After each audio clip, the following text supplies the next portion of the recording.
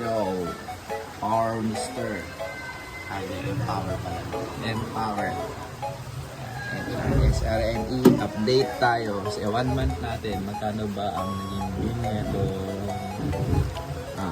Empower inverter, 6 kilowatt, 48 volts. No. Bali, ang sabihin ko, ang gastos natin dito, almost 150 din to.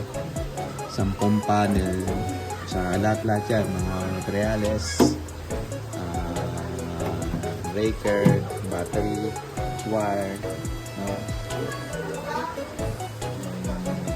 Gastos natin dyan. So sa loob ng isang taon or 2 taon, sabihin natin 2 years, mababawi natin yan.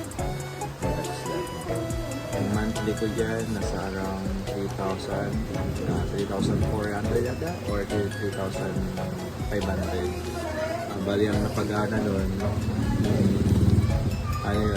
aircon, Dipmatic, rice cooker, induction, TV, yung mga pangunahin niya, may mga rep, ayan, washing machine. Bali, kasi yung naging feeding neto sa akin is nagkaroon ako ng 3,500 na kung magbabayad ako sa Pinelco. So, isang problema, syempre wala pa din, hindi pa kasama yung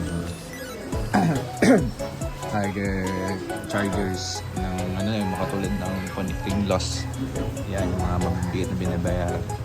Hindi pa kasama yun. Pero dito sa reading na itong Empower inverter na to, yun nga, nagkaroon ako ng bill na 3,500 na galing sa ako lang. No? So, wala akong binabayaran monthly.